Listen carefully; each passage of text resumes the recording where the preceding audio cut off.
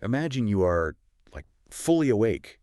Your mind is razor sharp. Right. It's processing at a million miles an hour. You're analyzing your environment, formulating thoughts, basically screaming for attention. But your body is a tomb. Exactly. A total tomb.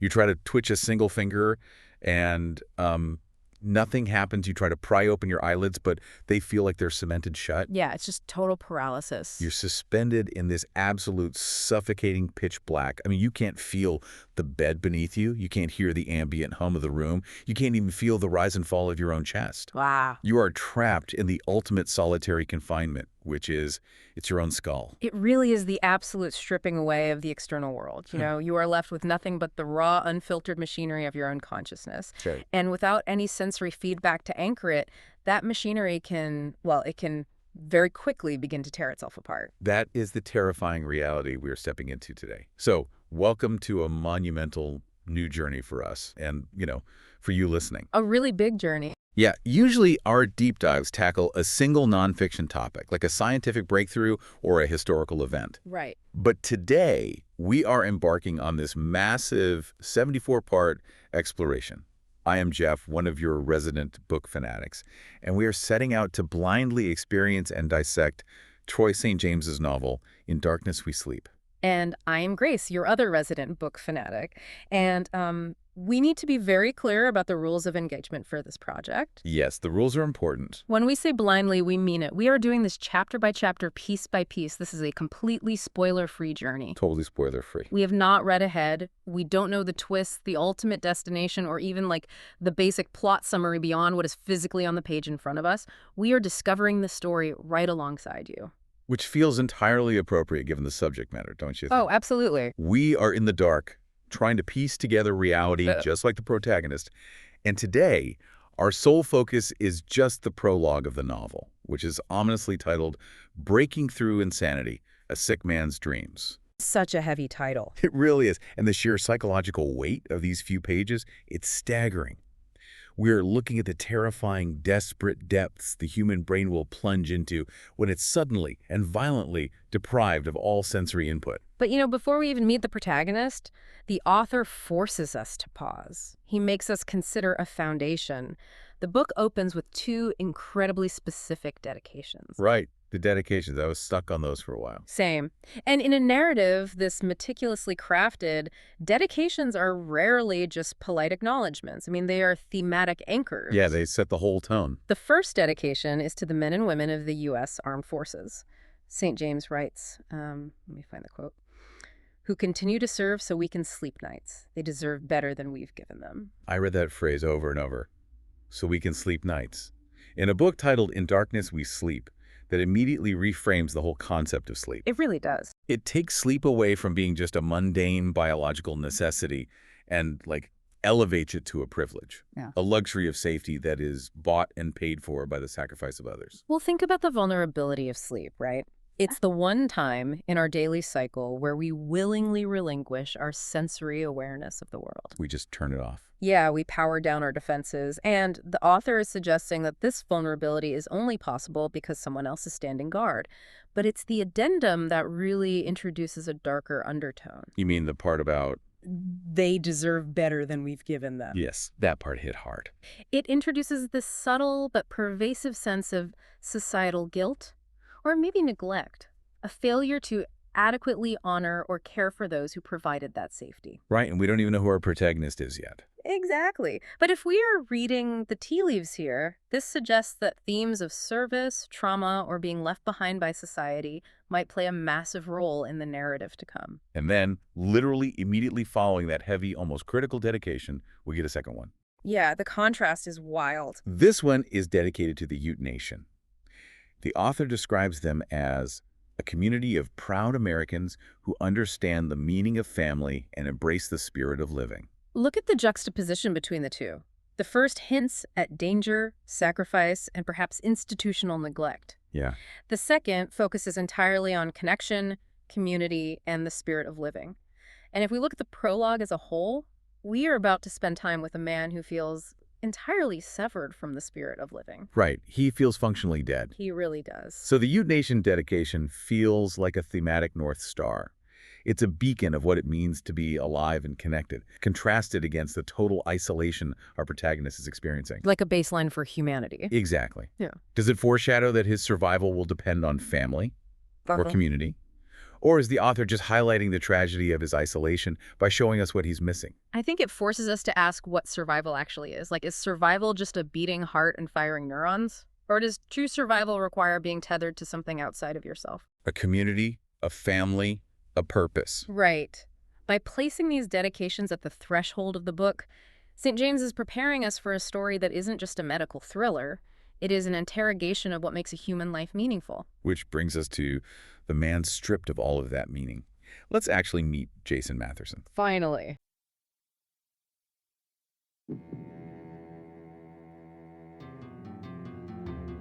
In Darkness We Sleep by Troy St. James. To the men and women of the U.S. Armed Forces who continue to serve so that we can sleep nights, they deserve better than we've given them. To the Ute Nation, a community of proud Americans who understand the meaning of family and embrace the spirit of living. Prologue. Breaking through insanity. A sick man's dreams. In the darkness of Jason's unconscious mind, frustration still welled up inside of him. He was trying to cry out, trying to shout, "When will it end?"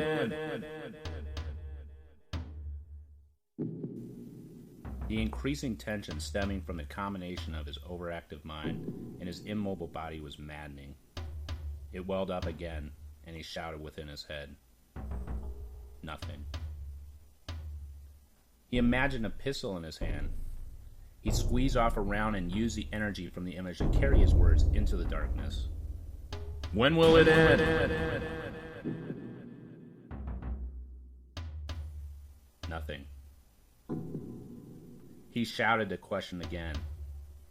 Nothing. He fired another shot and screamed out loud, "When will it end?"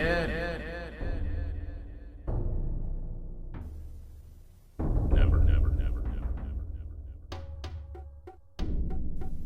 never. The word echoed in the darkness of Jason Matherson's mind.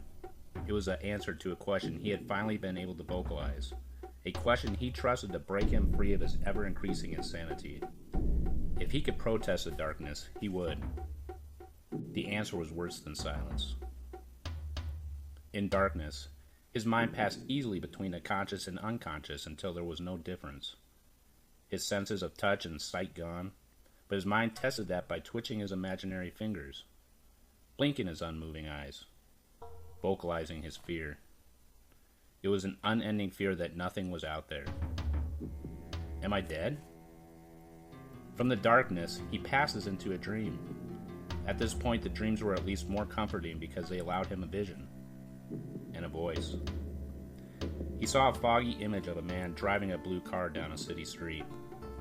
Through the windshield, the passing buildings looked like stately apartment buildings and intermittent storefronts. Back into darkness, Jason lapsed into a panic, the percussive thumping of his heart piercing his eardrums, but he couldn't feel it. He focused on his chest. It should be heaving for breath.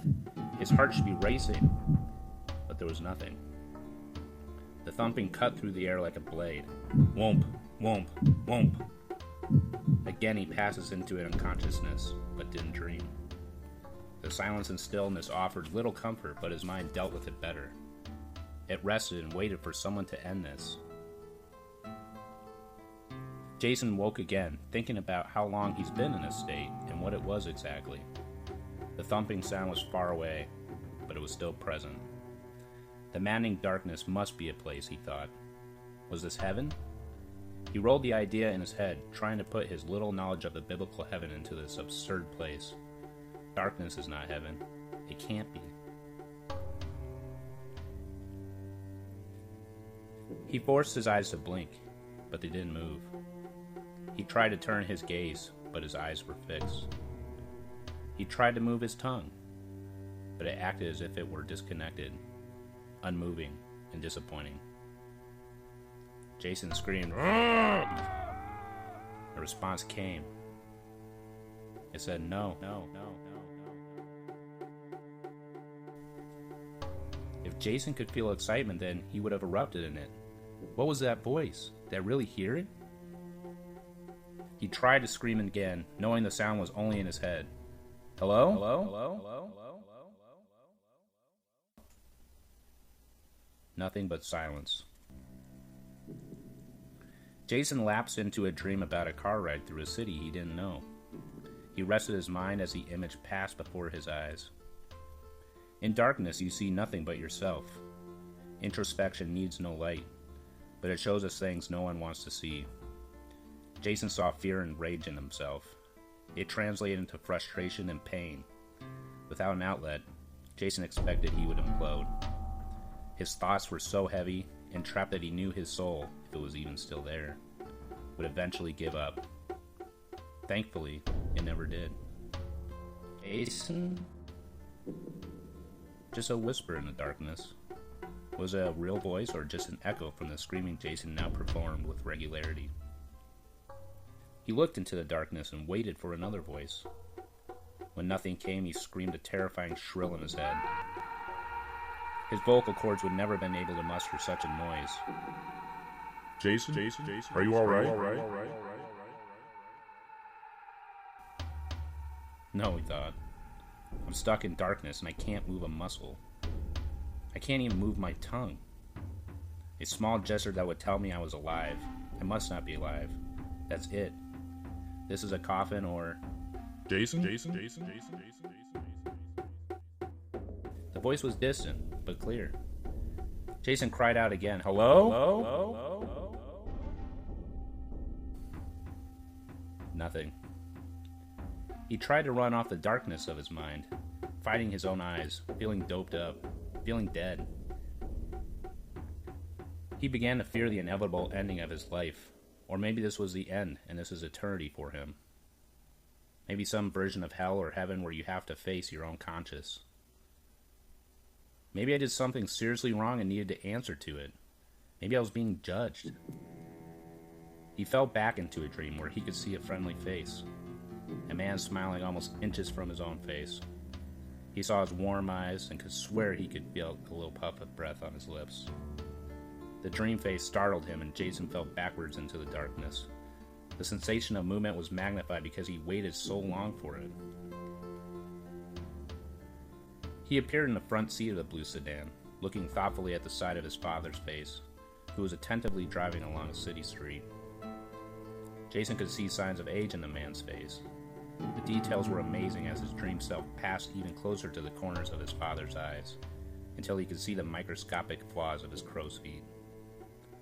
The darkness came fast and Jason was alone with himself. Relax. Yes, I just have to relax. His head felt heavy as if it were being pressed down on a pillow with a cinder block. The pressure was so strong Jason felt like he was being turned completely upside down. Blood rushed to his face and he had not been so terrified he would have focused on the sensation it brought. And then, grayness came from blackness. It was slight, but it was happening. The light rose like a sunrise in a black and white movie. Jason pulled in a deep breath and his soul felt good. There was an ending to this nightmare. There was at least gray. It was better than black. Black was the absence of everything. Black was lonely.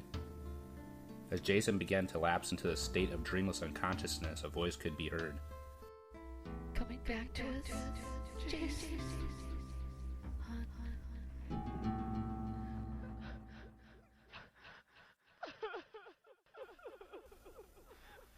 It was Mom.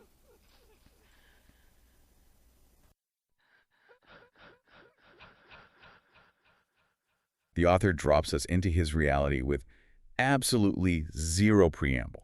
I mean, there is no backstory, no medical diagnosis, no hospital room setting. We are simply placed inside his mind. Just boom, you're there. Yeah. And it is a state of absolute paradox. His mind is racing, it's hyperactive, but his body is completely immobile. Clinically speaking, what is being described aligns really closely with locked-in syndrome. That's a condition usually resulting from a brainstem stroke where a patient is awake and conscious but cannot move or communicate. Yeah, that's a real thing. Oh yeah, it's very real. But StJames isn't giving us a clinical textbook definition here. He is giving us the visceral, subjective horror of living it from the inside out.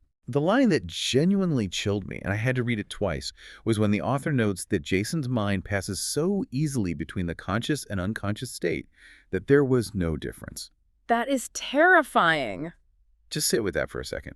Your waking reality is so utterly devoid of stimulation, so completely blank, that you cannot distinguish it from dreamless sleep. Because human consciousness relies on contrast, you know? We know we are awake because the waking world is loud, it's textured, bright, and demanding. It pushes back on us. Exactly. Yeah. Sleep is the absence of those things. So when you remove all of those things from the waking state, the boundary dissolves. Neurologically, your brain is constantly sending out signals and waiting for the echo. Like sonar. Yeah, exactly like sonar.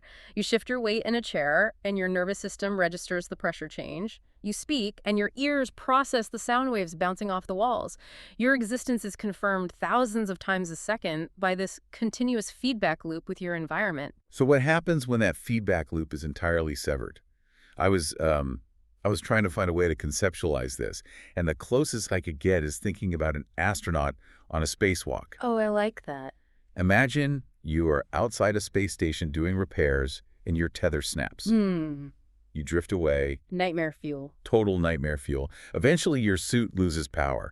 The internal lights go out. The comms go dead. You are floating in the pitch-black vacuum of deep space. Wow. There's no sound because there's no atmosphere. There's no light because there's no gravity. Your inner ear has no way to tell you which way is up or down. You wouldn't even be able to tell if your eyes were open or closed because the visual input, which is absolute blackness, is identical either way. That is a phenomenal analogy. But, you know, we actually have to push it even further to match Jason's reality. Further than floating in space. Yeah, because an astronaut in dead suit still has internal tactile feedback. They can feel the fabric of the suit against their skin. They can feel their own chest expanding as they breathe. They can bring a hand up and touch their own faceplate. Oh, right. They still have their own body. Exactly. Jason has lost even that internal tether. He is not just isolated from the world, his mind is isolated from his own body. Which creates an immediate, terrifying problem. Yeah. If you cannot touch, see, or hear anything, including yourself, how do you prove you haven't just ceased to exist? Like, how do you prove you aren't dead? You test the system. And that is exactly what Jason does. He begins fighting the void by testing the absolute limits of his physical perception. The text tells us he tries to twitch his imaginary finger. I actually circled the word imaginary there. Because they aren't imaginary fingers, they are his real fingers, attached to his real hands. But to his brain, they have become theoretical. What do you mean? Well, think about the mechanics of movement. In the motor cortex of the brain, there is a physical map of the body. It's often called the motor homunculus. When you want to move your finger, the brain sends an electrical impulse down the spinal cord to the muscles in the hand. Okay, that makes sense. But crucially, the brain also sends a copy of that command to the sensory areas of the brain, essentially saying, expect a feeling of movement from the finger. This is called an efference copy. So the brain is priming itself to feel the action it just ordered. Precisely. It is waiting for the receipt. The sensory nerves in the finger are supposed to fire back, confirming, yes, movement achieved. Here is the spatial data. But for Jason, For Jason, the spinal pathway is severed or blocked. The command goes out into the void, and no receipt ever comes back. After enough time of sending commands and receiving absolute silence in return, the brain begins to lose the map. oh wow. The fingers cease to be a tangible reality and become a memory. They literally become imaginary. That is so profoundly sad. And he also tries to blink his unmoving eyes. Again, sending the command, waiting for the feeling of the eyelids fluttering, the slight change in moisture, anything. But nothing happens. It's just silence. Yeah. But the detail that completely broke my heart, though, was his tongue. He tries to move his tongue, and the author describes it as acting disconnected, unmoving, and disappointing. The choice of the word disappointing is incredibly potent there. It frames the paralysis not just as a medical failure, but as a deeply personal betrayal. Right. It's not described as painful. It's not described as agonizing. It's disappointing. Like a friend who promised to show up and just didn't. Yes, exactly. The tongue is such an intimate, critical piece of anatomy. We use it constantly, mostly subconsciously. We use it to swallow, to moisten our lips, to clear our throats, and obviously to communicate. It is arguably our primary tool for interacting with our immediate environment. It is also one of the most densely innervated muscles in the human body. The amount of sensory and motor bandwidth the brain dedicates to the tongue is massive. I didn't know that. Oh yeah, to have that specific organ feel entirely disconnected means that a massive portion of his sensory map has just gone dark. And when the physical tools of interaction fail completely, the brain is forced into a corner. It has to improvise, which leads to what is, for my money, the most striking, bizarre, and fascinating piece of imagery in the entire prologue. Oh, I know exactly what you're going to say. Jason's frustration and desperation well up so intensely. He needs to scream. He needs to vocalize a single question into the darkness. When will it end? But he can't use his tongue. He can't use his vocal cords. What does he do?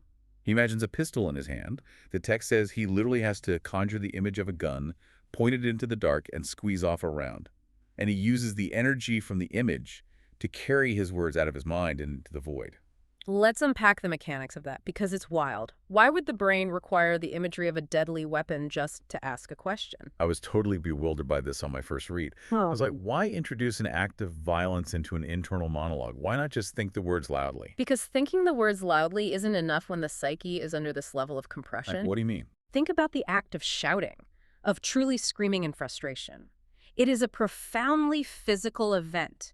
It requires a massive contraction of the diaphragm to force air out of the lung. Right, you feel it in your whole body. Exactly. It requires the intercostal muscles between your ribs to tense. It requires your vocal folds to slam together and vibrate violently. It is a massive expulsion of kinetic energy. Well, Jason doesn't have access to his diaphragm or his vocal folds. His motor cortex is sending the scream command, but the muscles are entirely unresponsive. So his brain is faced with an impossible task. How do I simulate the massive kinetic energy required to scream when I have zero physical energy to draw from? Wow. The brain's solution is a masterful, terrifying hack. It bypasses the physical body entirely and taps into the conceptual library of violence and explosive force. It conjures a firearm. Yet it's so intense. The recoil, the concussive blast, the sudden violent expenditure of gunpowder, the brain maps that imagine physical explosion onto the linguistic intent. He is literally using the imaginary kinetic force of a bullet to propel his thought. He borrows the concussive blast to substitute for the physical exertion of his lungs. Yes. It's brilliant, but it's so incredibly bleak that his mind has to resort to simulated violence just to mimic basic human expression. It shows the sheer scale of the internal pressure. The energy has to go somewhere. If it can't manifest as a physical scream, it manifests as a mental gunshot. So he fires this mental pistol. He borrows the energy, and he screams out his question to the darkness. When will it end? And the void. The void actually answers him. This is the pivot point where the prologue transitions from the horror of physical paralysis into pure psychological terror. The dark is no longer just an empty room. He shouts, and a voice answers out of the darkness with a single word. Nothing. He fires again, pushing the question harder, demanding an answer, and the response that echoes back in his mind is, "We'll never, never. We'll never, never." The author notes that this answer was a response to the question he had finally been able to vocalize, the question he trusted to break him free of his insanity. And the text explicitly says that receiving this answer was worse than silence. Which is a profound statement. It forces us to examine the nature of isolation. The human brain cannot tolerate a vacuum. It hates empty space. Exactly. In sensory deprivation experiments, subjects almost always begin to hallucinate within hours. The visual cortex will invent shapes and colors. The auditory cortex will invent sounds. The brain will manufacture its own reality rather than accept absolute nothingness. But I want to challenge this idea that the answer is worse than silence. Let's really debate this. Okay, let's hear it. If you are lost in a massive, sprawling cave system, your flashlight dies, you are sitting in the pitch black and you scream for help. If you hear absolute silence, that is terrifying. It means you are utterly alone. But at least silence leaves room for hope. Silence means maybe they are just a mile away and didn't hear you. Are you arguing that hearing a voice, even a negative one, would be better? Because it proves you aren't alone? No, I'm saying I understand why it's worse, but for a different reason than just the deprivation. If you yell for help in that case, and a voice right next to your ear whispers, "No one is coming," that is infinitely worse than silence. Because it's malicious. Exactly. Because silence is passive. Silence is just physics. A voice whispering "no" makes the darkness an active antagonist. It turns the empty space into a predator. That is a crucial distinction. It isn't just his subconscious giving him a negative prognosis. The way it's written, the darkness is taking on a distinct, separate persona. The void is weaponizing itself against him. But is it a separate persona, or is it just the ultimate manifestation of his own despair? Like, is his conscious mind fighting so hard to survive while his unconscious mind is just exhausted and ready to surrender? And this voice is the unconscious mind telling the conscious mind to give up. Psychologically, that makes perfect sense. His conscious mind is the one firing the mental pistol, demanding agency. His unconscious mind, absorbing the reality of total paralysis, is echoing back the cold, hard biological truth, never. Right. But the fact that it feels external to him, that it echoes back at him, shows that his psyche is beginning to fracture. The self is splitting into the interrogator and the void. And when the present reality becomes an adversarial nightmare, when your own mind starts telling you that you will never escape, the brain deploys its ultimate defense mechanism. It runs away. It forcefully ejects you from the present. It retreats to the past, into the sanctuary of dreams. The transition in the text is jarring. He goes from this echoing never, never straight into a dreamscape. And StJames explicitly states that these dreams were comforting simply because they provided a vision and a voice. Think about how low the bar for comfort has dropped. I mean, he isn't dreaming of a tropical beach, he isn't flying, he isn't experiencing euphoria. He dreams of a foggy image of a man driving a blue car down a city street. Stately apartment buildings, intermittent storefronts, a blue sedan. It is aggressively mundane. Why do you think his brain chooses this specific ordinary memory? Why not a massive, vibrant fantasy to counter the sensory deprivation? Because fantasy doesn't provide grounding. When you are suffering from vertigo, you don't look at a kaleidoscope to fix it. You stare at a flat horizon. Oh, that's a great point. The mundane reality of a city street and a blue car is the psychological equivalent of a flat horizon. It provides absolute, undeniable proof of the physical world. A storefront has texture. A blue sedan has geometry and weight. His brain is starving for the physics of reality. The text describes the dream deepening, the perspective shifts. He is no longer just watching the foggy car from the outside. He is suddenly pulled into the front seat. The man driving comes into focus, and Jason realizes it is his father. This is where the hyperfocus begins. The intimacy of this dream is startling compared to the vast emptiness we just came from. The details are incredible. Jason's dream self is looking thoughtfully at the side of his father's face. He conjures the feeling of a warm puff of breath on his lips. And then he pushes closer and closer. He leans into his father's face until he can see, quote, the microscopic flaws of his crow's feet. Contrast the scale there. We went from the infinite, featureless blackness of a void where he can't even find his own limbs, to zooming in on the microscopic texture of a single human wrinkle. It reminds me of the accounts of people who have survived extreme starvation, like being lost at sea for a month. Yeah, how they react to food. Exactly. When they finally get a tiny piece of food, a single cracker or a crumb of bread, they don't just chew it and swallow it. They hold it in their hands. They study the texture. They let it sit on their tongue for an hour just to extract every single available molecule of flavor and salt. That is exactly what Jason's mind is doing with this memory. His brain is so starved for visual stimulus that it focuses on his father's face with the resolution of an electron microscope. It is a profound survival mechanism. The brain is gorging itself on sensory detail to stave off the atrophy of the void, and focusing on the crow's feet is a brilliant thematic choice. Why the crow's feet specifically? Well, crow's feet are evidence of aging, yes, but they are also a topographical map of a life lived. They are the physical scars left behind by decades of smiling, squinting in the sun, expressing worry or joy. That's beautiful. They are the ultimate, undeniable proof of humanity and existence. They are the physical residue of the spirit of living that the opening dedication talked about. He is grounding himself in the proof that his father lived, which by extension proves that Jason lived. But the tragedy of dreams is that they are temporary. They are a sanctuary with an expiration date. You eventually have to wake up. You do. And when Jason is pulled back into the dark, it doesn't just bring back the silence. It brings something new, a phantom sensation that completely shatters whatever tenuous grip he had on reality. We move from the visual sanctuary of the blue sedan to an auditory hallucination that is violently disruptive. The author spells it out on the page phonetically. Whoop, whoop, whoop. It's the sound of a heartbeat. But it isn't a subtle flutter in his chest. Jason describes the percussive thumping as piercing his eardrums, cutting through the air like a blade. The sound is massive, aggressive, and externalized. But here is the terrifying paradox. He hears it violently, but he cannot feel it. Right. He focuses all his attention on his chest. He rationalizes that if his heart is beating that loudly, that forcefully, his ribs should be vibrating. His chest should be physically heaving to draw in the oxygen required for a heart rate that intense. But there is nothing. Nothing at all. The physical sensation of the beating heart is completely severed from the auditory perception of the sound. It's like phantom limb syndrome, but mapped onto his internal organs. We rely on our heartbeat as the fundamental baseline rhythm of life.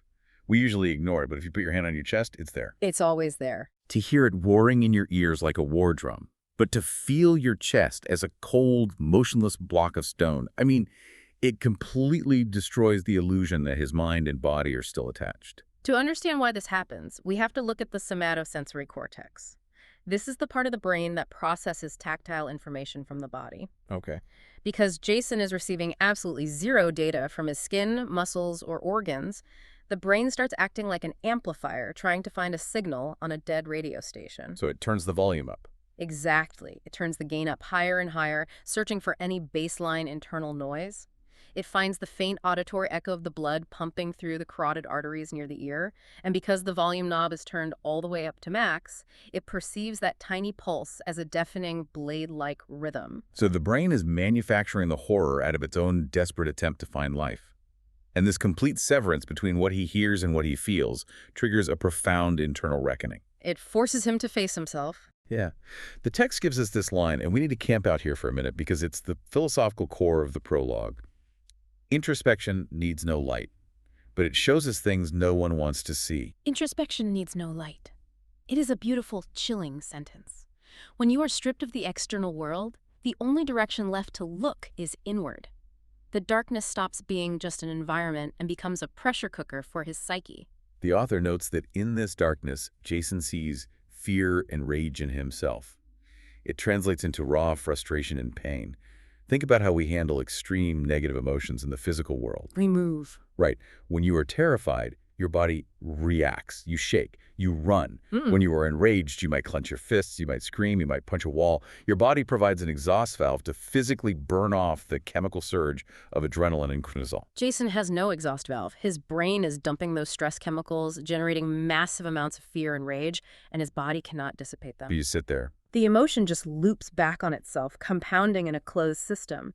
The psychological weight of this is so immense that StJames explicitly tells the reader that Jason's soul, if it was even still there, would eventually give up under this crushing pressure. But it hasn't given up yet. Instead, the pressure forces Jason past mere panic and into an existential spiral. He tries to categorize the madness. He needs a taxonomy for his suffering. So his mind starts trying to map this impossible reality onto known human concepts. He's trying to make sense of the senseless. Exactly. He thinks the maddening darkness must be a place. And then he asks the most heartbreaking question, am I dead? It is the logical conclusion when all biological feedback ceases. But the human mind struggles to comprehend non-existence. So he tries to apply theological frameworks to his state of being. He wonders if this is the biblical heaven. But he immediately rejects it. He says, darkness is not heaven. It can't be. Right, so his mind naturally descends the theological ladder. If this place is not a reward, is it a punishment? Is this hell? Is he trapped in a coffin, buried deep underground, destined to just lie there for eternity? And then comes the guilt. This is what struck me as the most profoundly human moment in the entire prologue. The guilt is so revealing. Faced with incomprehensible, illogical suffering, his brain doesn't just blame a medical anomaly, it blames itself. He assumes he must have done something to deserve it. He wonders if he's being judged. He thinks, maybe I did something seriously wrong and needed to answer to it. It is the concept of purgatory, but entirely internalized. He is envisioning a scenario where the universe has locked him in a dark room and ordered him to face his own conscience for eternity. which is terrifying. We often assume that meaninglessness is the worst fear, but Jason's reaction suggests something else. He would rather believe he is being actively punished for a specific sin than believe he is suffering for absolutely no reason. Assigning guilt gives the darkness a reason to exist. It gives the suffering a structure. This spiral really made me question what the ultimate human fear truly is. I don't think it's death. I think the concept of death, of simply shutting down and ceasing to experience anything, is something a lot of people can eventually make peace with. It's final. It's restful. It's an ending. But this, eternal conscious isolation, where you cannot move, you cannot sleep, and you are forced to endlessly sift through your own memories, your own guilt, your own fear and rage, without a single distraction. No conversations, no change of scenery, no physical movement, just you, trapped as the audience to your own mind. Forever. It is the fear of being entirely inescapable to oneself. Think about how much energy we expend in modern life avoiding the silence of our own minds. Oh, constantly. We scroll through phones, we listen to podcasts or deep dives like this one. We work, we socialize, we use external stimuli to drown out the internal monologue. Yeah, we run from it. To have all of those escape hatches permanently welded shut, to be left alone with the raw machinery of your own psyche, is a psychological horror that makes physical pain seem preferable. It is a custom-tailored hell. And just as Jason begins to accept this, just as he begins to fear that this endless dark judgment is his permanent reality, the absolute isolation is finally, incredibly pierced. The turning point. Not by an internal echo, but by something originating entirely outside of himself. We reach the breaking point. The seal and the sensory deprivation tank cracks. After pages of phantom heartbeats and the internal voice whispering, "Never," a real sound bleeds through the darkness. It's a miracle. It is distant, but clear. A voice says, Yeah. "I said no, no, no." And Jason's internal reaction is agonizing. He doesn't immediately believe it. The trauma of the false internal voices has made him doubt his own senses. He thinks, what was that voice? Did I really hear it? He can't trust his own perception anymore. And the tragedy is that he tries to scream out a greeting. He tries to project a simple hello out into the world. But the connection hasn't been made yet. That hello only rings in his head. He is met with silence again. But the breach has occurred. The system has been compromised by external reality. Soon after, another far more direct intrusion happens. A voice cuts clearly through the dark. "Jason? Jason, are you all right?" Hearing his name must have been like a lightning strike. It is absolute confirmation that he exists, that he is a person with an identity, and that someone is looking for him. But he's still trapped. But the physical trap remains. He knows someone is there, leaning over him, checking on him, and he thinks, no, I'm stuck in darkness and I can't move a muscle. He laments again the failure of his tongue. He can't even muster the microscopic muscle twitch required to make a sound to prove he is alive inside the shell. The frustration must be unreal. Imagine the frantic, suffocating desperation. Salvation is standing inches away, speaking your name, and you are trapped behind a sheet of one-way glass, completely unable to tap on the pane to let them know you are watching. He is experiencing the ultimate barrier to entry back into the human race. But these auditory intrusions, the voice saying no, the voice calling his name, they are just the vanguard. They're just the beginning. They are the warning sirens of a massive impending physiological shift. The brain is finally, violently, forcing a reconnection with the dormant body. And the physical return is not a gentle waking up, it is a system shock. The entire prose style shifts here. We go from these ethereal, philosophical concepts of souls and darkness and eternity to incredibly heavy, grounded, almost brutal physical sensations. It gets very physical. Jason feels his head become incredibly heavy. The text describes the pressure as if it were being pressed down on a pillow with a cinder block. Let's use an analogy here to understand why waking up hurts so much. Imagine a complex computer system rebooting in safe mode. Yep. When your body has been offline, paralyzed, or in an extended coma, the nervous system doesn't turn back on with all of its sophisticated filtering software running. Normally, your brain filters out the constant baseline pressure of gravity. Right. I'm not thinking about gravity right now. Exactly. You don't feel the weight of your own head on your neck unless you think about it. But when Jason's system reboots, the nerve endings fire at maximum capacity all at once, without the background filter. Oh, that makes sense. The sensation of his head resting on a soft pillow suddenly registers with the crushing, overwhelming weight of a cinder block. The brain is overcompensating for the void it just left. The sensory data is just flooding the motherboard. The gravity shifts entirely. He feels like he's being turned completely upside down. He feels the intense pressure of blood rushing to his face. These specific sensations, the cinder block pressure, the feeling of being inverted, the rush of blood, are markers of the autonomic nervous system violently kicking back online. It's all happening at once. The spatial awareness center in the inner ear is resetting, struggling to orient to gravity, which causes the severe vertigo of feeling upside down. The vascular system is suddenly re-regulating blood pressure to the extremities and the brain, hence the physical rush to his face. It sounds like pure agony, like being crushed in a centrifuge. But he is so utterly starved for physical feeling that the author makes a brilliant observation. If Jason hadn't been so terrified by the sudden onslaught of input, he would have focused on the sensation of the blood rushing to his head just to enjoy the fact that he could feel something real again. Pain is proof of life. Even pain is better than the void, because pain means you have a body. And this overwhelming physical onslaught culminates in the visual climax of the prologue, the absolute peak of the scene. Yes, the breakthrough. StJames writes, "Greatness came from blackness." And he describes a visual shift with a metaphor that is so evocative.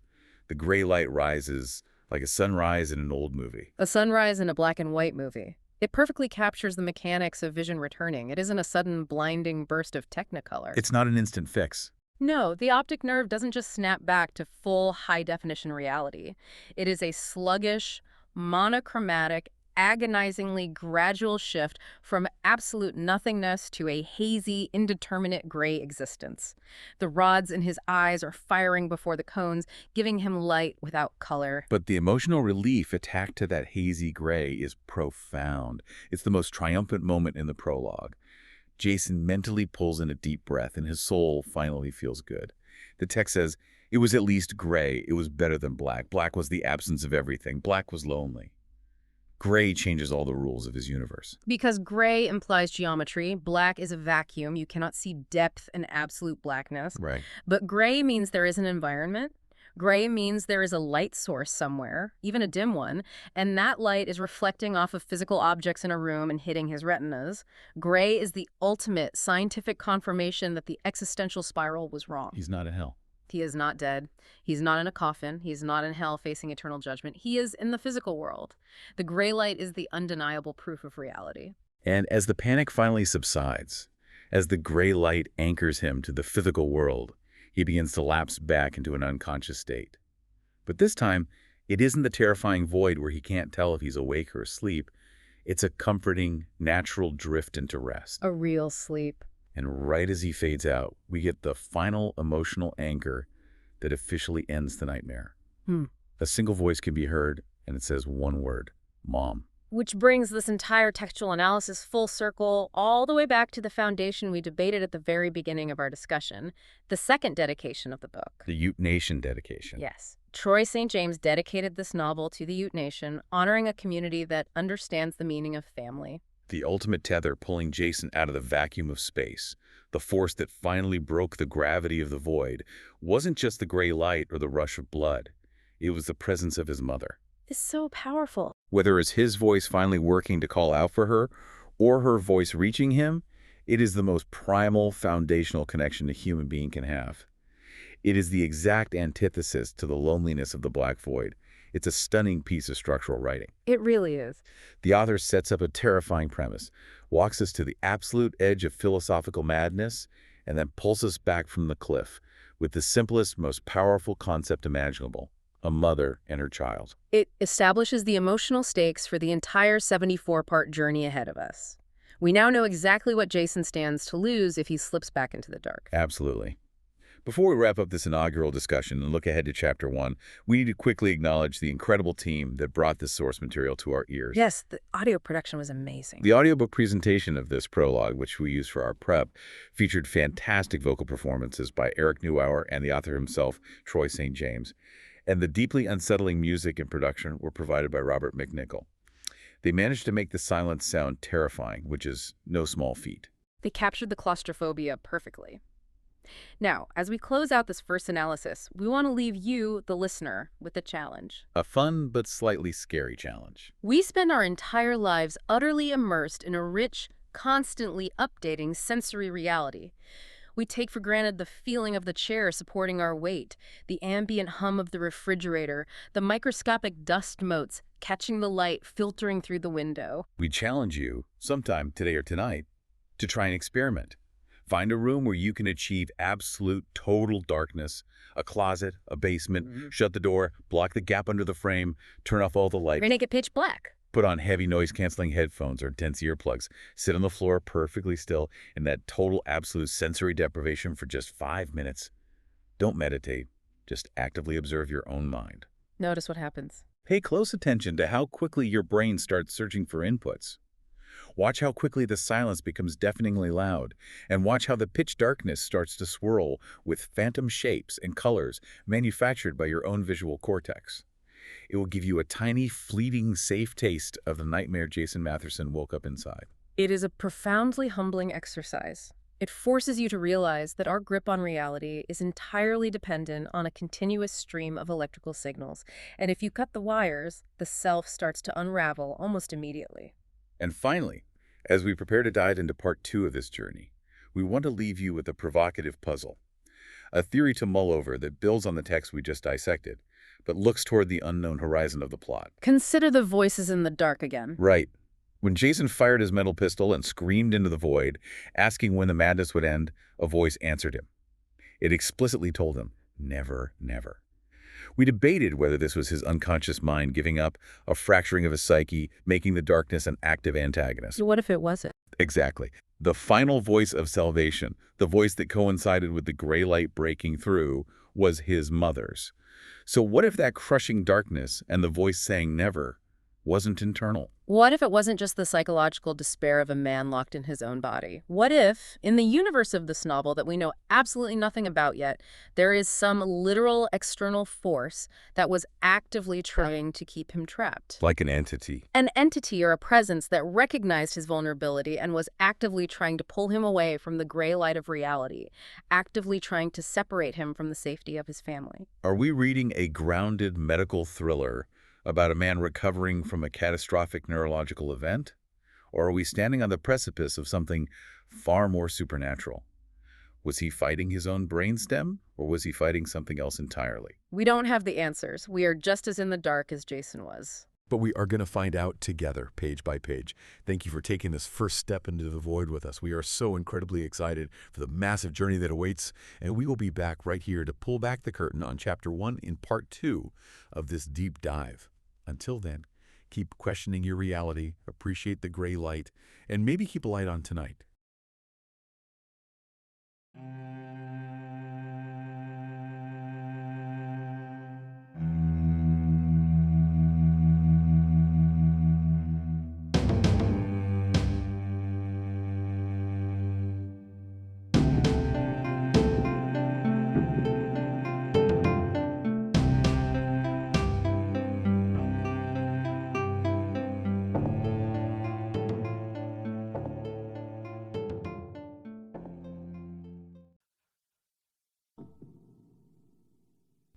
This is Troy. I wanted to thank you for listening and hope that you tune in for my weekly presentation of In Darkness We Sleep.